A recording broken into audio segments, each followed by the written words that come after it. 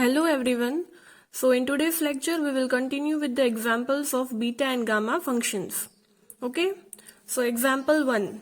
Integral minus 1 to 1 minus x square raised to n dx is given and where n is greater than 0. But for solving this example you should know the property that whenever limit minus a to a is given, then it will be changed to 0 to a. Okay, જ્યારે પણ limit minus એ થી એ આપેલી હોય તો ત્યારે આમાં આપણને -1 થી 1 આપેલું છે, તો ત્યારે એનું આપણે ઇન્ટિગ્રલ છે એ આવી રીતના લખી શકીએ, that is 2 integral 0 to a f of x dx. પણ ક્યારે? જો ફંક્શન ઇવન હોય તો, that is we have to check whether the function is even or not. If the function is even, then you can rewrite this equation in this term. અને જો આપણે check અને પછી ઇવન છે કે odd એ check કરવાનું. જો odd હોય તો આનો આન્સર ડાયરેક્ટલી 0 થઈ જશે. ઓકે, તો how we can check whether the function is even or odd? તો આપણે ચેક કરી જોઈએ. ઇવન ક્યારે કહેવાય કે આપણે એક્સની જગ્યાએ આ એક્સ છે એની જગ્યાએ -x મૂકીએ અને ફંક્શન એમનું એમ રહે, that is f of x is equal to f of x, then that function is called even function. અને જો અહીંયા f of x ની જગ્યાએ x ની જગ્યાએ -x મૂકીએ અને ફંક્શન માઇનસ થઈ જાય, નેગેટિવ થઈ જાય, તો એ ફંક્શન ઓડ કહેવાય. તો આપણે આ ફંક્શનમાં મૂકી જોઈએ. આ 1 - x square raise to n છે, તો આપણે x ની જગ્યાએ -x મૂકીએ તો આપણને શું મળે? 1 - x square raise to n. પણ -x નો હોલ સ્ક્વેર x સ્ક્વેર જ રહેશે, એટલે આપણને 1 - x square raise to n જ મળશે. એટલે આ ફંક્શન આમનામ જ રહ્યું. f of x માં આપણે માઇનસ મૂક્યું તો ફંક્શન આમનામ જ રહ્યું. એટલે આ f of x છે that is equivalent two f of x. એટલે આ ફંક્શન છે એ કેવું થયું? ઇવન થયું. કેમ કે આમાં માઇનસ સાઇન મૂકીએ છીએ, નેગેટિવ સાઇન મૂકીએ છીએ ત્યારે એમનામ જ ફંક્શન રહે છે, ચેન્જ નથી થતો. ફંક્શન માઇનસ નથી થઈ જતું, નેગેટિવ નથી થઈ જતું. એટલે આ ફંક્શન છે એ ઇવન જ ફંક્શન રહ્યું. Okay, so this function is even function. અને જો આપણે આમાં નેગેટિવ સાઇન મૂકી હોત અને ફંક્શન નેગેટિવ થઈ જાત તો આનો આપણે ડિરેક્ટલી આન્સર 0 થઈ જાત. Answer of this question will be 0 જો ફંક્શન ઓડ હોત તો. પણ આ ફંક્શન ઇવન છે એટલે આપણે આ ઇન્ટિગ્રલ છે અને આ ટર્મમાં લખી શકશું કેમ કે ફંક્શન ઇવન આવ્યું છે. બરાબર? So writing that equation we can write f of x equal to, we will write integral I equal to 2 0 to 1. આપણે અહીંયા a ની લિમિટ લખવાની છે, તો આપણું આ b to a છે, તો આ આપણો a થયો એટલે 0 to 1 અને અહીંયા આપણું ફંક્શન આવશે f of x અને આપણું ફંક્શન છે 1 - x square raise to n dx. બરાબર? હવે આપણે આને સોલ્વ કરશું. તો એની માટે આપણે x ની જગ્યાએ sin થીટા રાખશું. So differentiating both sides we will get dx equal to cos theta d theta. બરાબર? હવે આપણે લિમિટ પણ ચેન્જ થશે. જો આપણે x equal to sin theta મૂકીએ તો x જ્યારે 0 હોય ત્યારે થીટાની કઈ વેલ્યુ માટે 0 આવે? તો કે sin 0 0 થાય એટલે થીટા ત્યારે 0 થઈ જશે. અને 1 મૂકીએ ત્યારે થીટાની કઈ વેલ્યુ માટે 1 આવે? તો π/2 આવે. એટલે આપણી લિમિટ છે 0 થી 1 ની બદલે શું થઈ ગઈ? 0 થી π/2 થઈ જશે. Okay, so we will right integral I equal to 0 to π/2 1 minus અને આપણે x ની જગ્યાએ we have assumed x equal to sin theta, so we will substitute here. Okay, so sin theta, sin square theta raised to n and dx શું છે? cos theta d theta. Okay, so now solving it further we get to 1 minus sin square theta cos square theta થઈ જશે. એટલે આપણે અહીંયા cos square theta લખી નાખશું. cos square theta raised to n into cos theta d theta. Okay, તો આપણે આને આમ લખી શકીએ. We can rewrite this equation as 2 0 to pi by 2 cos square theta ને આ બે એડ થઈ જશે મલ્ટીપ્લિકેશનમાં છે એટલે we can write it cos 2n plus 1 theta into d theta. Okay, but now as the limit is 0 to pi by 2, we can apply beta property. Okay, so we can apply this property, that is 2 to 0 to pi by 2 sin 2m minus 1 theta into cos 2n minus 1 theta d theta. We have seen this property in the previous lectures. As the limit is 0 to pi by 2, and here also 2 is present, and equation is in the form of cos and sin, so we can apply this formula. Okay, now we can rewrite this equation in terms of this formula, that 2 0 to pi by 2. If we want to compare this equation with this equation, then we will write sin, but sin value is not given here, so we will write sin 0 theta, and this term will remain as it is, cos 2n plus 1 theta into d theta. Okay, હવે આપણે આની સાથે compare કરીએ તો આપણે જોવાનું કે m ની આપણે કઈ વેલ્યુ મૂકીએ તો આ અહીંયા 0 આવે. તો આપણે અહીંયા ઓફકોર્સ m 1/2 મૂકીએ તો 2 2 કટ થઈ જાય એટલે 1 - 1 0 આવે. તો આપણને m શું મળ્યો? 1/2 મળે. અહીંયા આપણે n ની જગ્યાએ શું મૂકીએ? અહીંયા n ની જગ્યાએ શું મૂકીએ તો 2n + 1 આવે. તો n ની જગ્યાએ આપણે n + 1 મૂકીએ અહીંયા તો 2n + 1 -1 એટલે 2n + 2 -1 એટલે 2n + 1 આવી ગયું. આપણે 2n + 1 જ જોતું હતું, તો એ આ ઇક્વેશનમાં n ની શું વેલ્યુ મૂકી તો 2n + 1 આવ્યું. n + 1 મૂકીએ તો મળી જાય. ઓકે, તો આપણો n શું થશે? n + 1 થશે, અને m શું થશે? 1/2. ઓકે, તો આપણે આ ઇક્વેશન છે એની સામે આપણી પ્રોપર્ટી શું હતી? બીટા m, n હતી. તો આપણે આ આખા ઇક્વેશન છે એની જગ્યાએ આપણે બીટા m, n લખી શકીએ. આપણો m છે 1/2 અને n છે આપણો m છે 1/2 અને n છે n + 1. ઓકે, તો આપણે આ આખા ઇક્વેશન છે એની બરાબર આ લખી શકીએ આ પ્રોપર્ટી પ્રમાણે. ઓકે, હવે now we know this property that beta m, n is equivalent to gamma m into gamma n divided by gamma m plus n. So now we can rewrite this equation in the terms of gamma, that is gamma 1/2. This is our m and this is our n. Okay, so gamma 1/2 into gamma n plus 1 divided by 1/2 plus n plus 1, that is m plus n છે એટલે. So now we know that gamma 1/2 is equivalent to root pi. So આપણે અહીંયા directly root pi લખી નાખશું. Okay, અને આ property પણ આપણને ખબર છે કે n plus 1 છે, n plus 1 is equivalent to n factorial. Okay, તો આપણે આ n plus 1 gamma n plus 1 છે એની જગ્યાએ n factorial લખી શકીએ. Okay, and this 1/2 plus 1, that is 3/2, that is n, we can write n plus 3/2. Okay, so this is the answer of this question. Okay,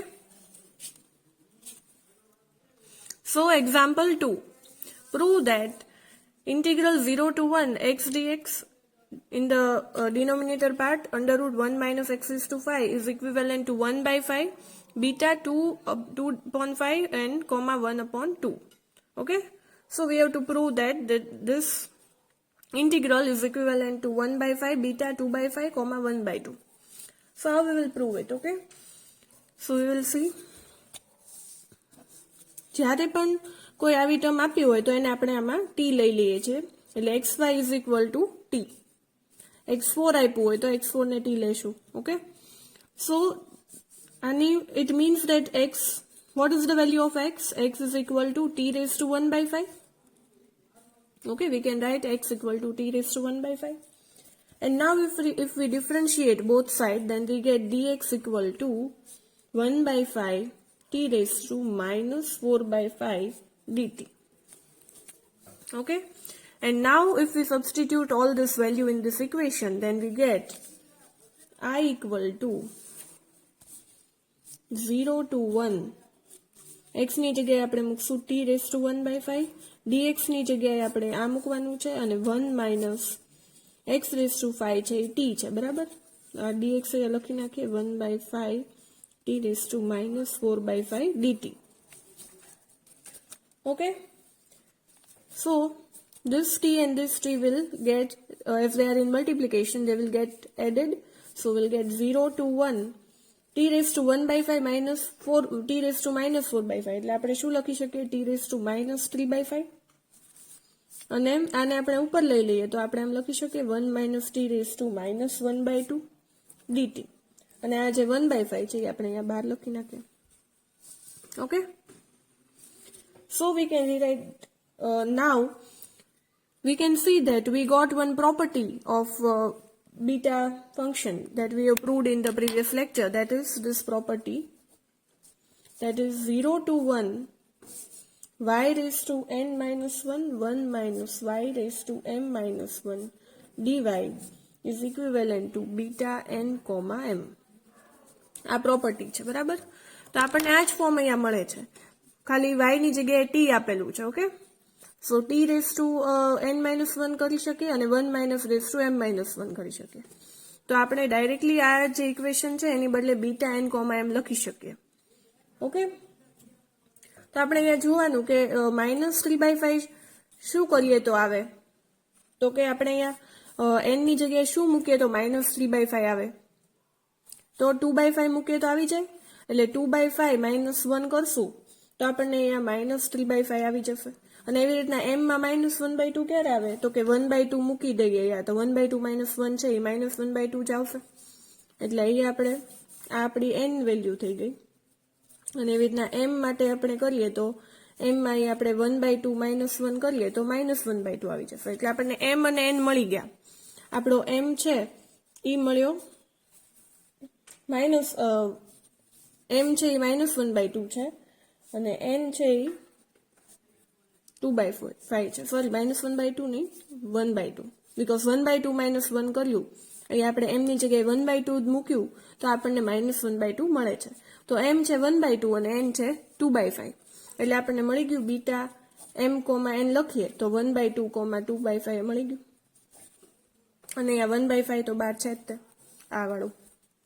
હવે આપણે એક property ખબર છે કે બીટા n કોમા m કે m comma n બધું same જ છે. બીટા આપણે n કોમા m લખીએ કે m કોમા n લખીએ, દેટ ઇઝ ઇક્વિવેલન્ટ. આપણે રિલેશનશીપમાં પ્રૂવ કર્યું હતું તો આપણે આ ઇક્વેશન આની પ્રમાણે જે આપણે પ્રૂવ કરવાનું આપ્યું છે એ પ્રમાણે લખીએ તો આમ પણ લખી શકીએ. આ m કોમા n છે તો એની બદલે n કોમા m લખી શકીએ. તો આપણને જે આ પ્રૂવ કરવાનું છે એ પ્રમાણે મળી જાય 1/5 b બીટા 2/5 1/2. એટલે આ ફોર્મ છે એને m કોમા n લખીએ કે n કોમા m લખીએ સેમ જ છે. એટલે આપણે જે પ્રૂવ કરવાનું હતું એ આવી ગયું. Okay, hence we proved that this integral is equivalent to this integral. Okay, so example 3, prove that beta m comma n plus 1 upon n is equivalent to beta m plus 1 comma n divided by m is equivalent to this, both should be equivalent to beta m comma n divided by m plus n. Okay, so આપણે આ બે term છે અને આની equivalent prove કરવી છે તો પહેલા આપણે આ ટર્મને લેશું પછી આ ટર્મને લેશું. Okay, so if we take this first term, that is beta m comma n plus 1 divided by n, so we know that beta m comma n છે એ શું થાય છે, we know this property that we write beta m comma n is equal to gamma m into gamma n divided by gamma m plus n. તો આ ઉપરનું જે term છે એ beta m comma n ના ફોર્મમાં છે, આ આપણો m છે અને આ આપણો n છે. તો આપણે આ ટર્મ છે એને આ ફોર્મમાં લખી શકીએ. Okay, so we can rewrite this equation as gamma m into gamma n divided by gamma m plus n, that is આપણો m આ છે, so gamma m, gamma n શું છે, n+1, so n+1 divided by m plus n, એટલે આ બેને add કરશું m plus n, આ m અને n. ઓકે, પણ આ જે નીચેનો n છે એ તો અહીંયા બાર આમનામ જ રહેશે. Okay, now we know that gamma n+1 છે એને આપણે n ગામા n લખી શકીએ. આપણે આગળ પ્રોપર્ટીમાં પ્રીવિયસ લેક્ચરમાં we have proved that gamma n+1 is equivalent to n gamma n. Okay, તો આપણે આ ગામા n+1 છે એની જગ્યાએ n ગામા n લખશું. So we get gamma m, in place of gamma n+1 we will write n gamma n divided by n into આ જે term છે એ આમનામ જ રહેશે. સોરી, m+n+1 છે એટલે કે ઇટ મીન્સ કે આ ટર્મ આ છે અને આપણે n ગણી લઈએ તો આ તે n+1 ના ફોર્મમાં જ છે, ગામા n+1 ના ફોર્મમાં. તો આની તે n ગામા n લખી શકીએ, n ગામા n આની લખી શકીએ. આ ટર્મ આ ફોર્મમાં જ છે આ ટર્મ. ઓકે, તો આપણે આને આ ફોર્મમાં લખી શકીએ. So we can write in place of m+n+1 gamma we can write m+n under root m+n. આપણો n છે તો આપણે આ n ની જગ્યાએ m+n લખી શકીએ, m+n gamma m+n. okay, now this n and this n will get cancelled, so we can rewrite this equation as gamma m into gamma n divided by m+n into gamma m+n. Okay, but this property, this is our beta property here, that gamma m into gamma n divided by gamma m+n એની જગ્યાએ આપણે beta m+n લખી શકીએ કેમ કે આપણી property છે. Okay, so we can rewrite this equation as beta m comma n divided by આ m+n છે એ નીચે આમ નંબર રહેશે એટલે આપણને મળી ગયું કે આ ઇક્વેશન છે એ આની ઇક્વિવેલન્ટ થાય છે. This equation, આપણે આ equation લીધું હતું અને કોની equivalent થયું, આની equivalent. So now we will take the second equation and prove that this equation will also be equivalent to this equation. Okay, so we will take beta m+1 comma n divided by m. Okay, again we can rewrite this equation as, again this equation is in the form of beta m comma n. That is, this is our m and this is our n. So we can again rewrite this equation as gamma m into gamma n divided by gamma m+n. Okay, so we can rewrite this equation as m+1 into gamma n divided by m+n. That is m+1 plus n. અને આ જે m છે એ તો આમનામ નીચે રહેશે જ. Okay, so again here in place of gamma m+1 we can write that it is equivalent to m gamma m, because gamma n+1 is equivalent to n gamma n. એવી રીતના gamma m+1 હોય તો એની રીતે આપણે m gamma m લખી શકીએ. So we can rewrite this equation as m gamma m into gamma n divided by m. And again here also we can rewrite this term as m plus n plus 1.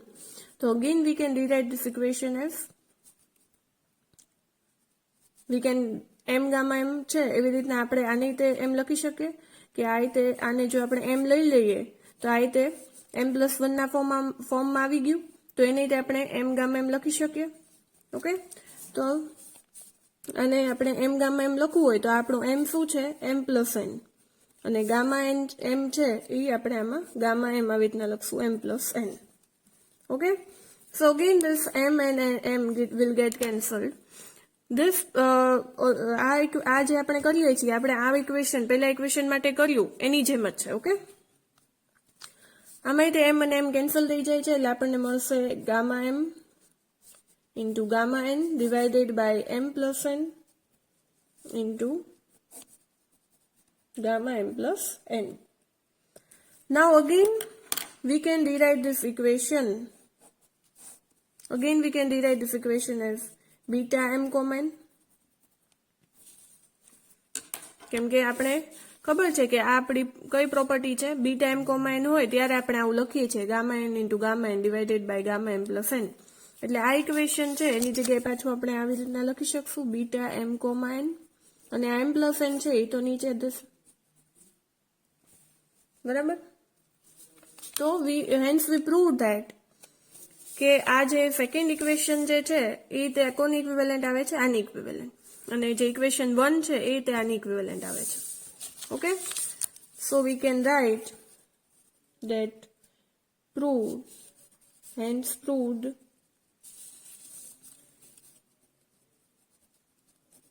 that you have to write all the three equations and you have to tell that hence proved that beta m comma n plus 1 divided by n is equivalent to this equation, and this both the equations are equivalent to beta m comma n divided by m plus n. Okay, so this is the solution of this question. So last example of this lecture, integral 0 to 1 x raised to m 1 minus x raised to n raised to p dx is given, and you have to express this equation in terms of gamma function. Okay, so how we will express it? We generally we will take this term, we will solve it as we were doing in the previous examples. આપણે આ જે x raised to n term છે એને આપણે t લઈ લેશું, એટલે આપણે x છે એની જગ્યાએ શું લખી શકીએ, t raised to 1 by n લખી શકીએ, અને આનું આપણે જો ડિફરન્શિએશન કરીએ બે સાઈડ તો we will get dx equal to 1 by n t raised to 1 by n minus 1. Okay, હવે if we substitute all this value in this equation, then we will get 0 to 1 integral I equal to 0 to 1. હવે x છે એની જગ્યાએ આપણે શું મૂકવાનું છે, t raised to 1 by n, t raised to 1 by n raised to m તો છે જ તે, 1 minus x raised to n ની જગ્યાએ આપણે મૂકવાનું છે t, એટલે 1 minus t raised to p, અને dx છે એની જગ્યાએ આપણે આ મૂકશું, એટલે 1 by n t raised to 1 by n minus 1. So we can rewrite this equation as 0 to 1. હવે આ m છે આની અંદર લઈ શકીએ, એટલે આપણે t raised to m by n લખી શકીએ. ઓકે, અને 1 minus t raised to p, આ 1 by n છે એને આપણે બહાર લખી નાખીએ, અને આ જે વસ્તુ છે એ આમનામ રહેશે t raised to 1 by n minus 1. હવે આ તે t raised to છે અને આ t raised to છે, તો આ બે આપણે એડ કરી શકીએ. So we can rewrite this equation as 1 by n 0 to 1 t raised to m by n plus this equation, આ બેને એડ કરીએ તો આ તો m plus 1 divided by n લખી શકીએ, m plus 1 divided by n, અને આ minus 1 છે એ આમનામ રહેશે, અને આ છે ટર્મ એ આપણે 1 minus t raised to p. Okay, અહીંયા આપણે dx કરીએ તો અહીંયા dt હોય જ તે, એટલે અહીંયા બધે dt આવશે. ઓકે, નાવ અકોર્ડિંગ ટુ હવે આ કયું ફોર્મ આવ્યું, આપણને આ પ્રોપર્ટી છે બીટા ફંક્શન એક પ્રોપર્ટી છે એ પ્રમાણેનું ફોર્મ આવી ગયું. કઈ પ્રોપર્ટી પેલી y raised to 0 to 1 વાળી પ્રોપર્ટી છે, y raised to n minus 1 1 minus y raised to m minus 1 dy હોય, જ્યારે આવું ફોર્મ હોય તો આપણે એને બીટા એમ n કોમા m કે m કોમા n ગમે બે સેમ જ છે એ લખી શકીએ, બરાબર. તો આપણને આ જ ફોર્મ મળી ગયું છે, 0 થી 1 લિમિટ છે, y ની બદલે ખાલી t છે. ઓકે, તો હવે આપણે અહીંયા n minus 1 છે, એટલે આપણે આ તો ડાયરેક્ટલી આપણને મળી ગયું, આ n minus 1 ના ફોર્મમાં જ છે, એટલે આપણું n શું મળ્યું, આ n છે m plus 1 divided by n, અને આ m minus 1 ના ફોર્મમાં છે, પણ આ અહીંયા p આપ્યું છે, તો આપણે m ની શું વેલ્યુ મૂકીએ તો p મળે, p plus 1 મૂકીએ તો 1 1 કટ થઈ જાય તો p મળી જાય. અહીંયા આપણે m ની જગ્યાએ p plus 1 મૂકીએ, p plus 1 minus 1 તો આ 1 1 કટ થઈ ગયા તો p આવી ગયું. તો m ની કઈ વેલ્યુ અહીંયા મૂકીએ તો આપણને p મળે, તો m ની આપણે વેલ્યુ p plus 1 મૂકીએ, m ની વેલ્યુ p plus 1 મૂકીએ તો એ આપણને p મળી જાય, એટલે આપણું n છે એ તો ડાયરેક્ટલી મળી ગયું, અને m છે એ p plus 1 મૂકીએ તો અહીંયા p આવી જાય, એટલે n અને m મળી ગયા. So we can write આ 1/n છે એ તો બહાર છે જ એટલે 1/n. હવે આ ઇક્વેશન છે એને આપણે બીટા n, m ના ફોર્મ n, m ના ફોર્મમાં લખી શકીએ. So we can rewrite this equation as n, આ n છે આપણું અને આ m છે એટલે આપણને મળી ગયું. પણ એને શું કીધું હતું ક્વેશ્ચનમાં? In question it was asked to express this equation in terms of gamma function. Gamma function માં કરવાનું કીધું છે. So we can rewrite this equation in form of gamma function. કેમ કે આપણે બીટા m, n છે એને આપણે gamma m into gamma n divided by gamma m plus n લખીએ છીએ. તો આ આપણું m છે ને આ n છે તો આપણે આને ગામા ફંક્શનના ફોર્મમાં લખી શકીએ. આપણું m શું છે m+1 ડિવાઇડેડ બાય n અને n શું છે p+1 ગામા p+1 અને નીચે ગામા m+n છે એટલે નીચે બધાનું એડિશન થશે.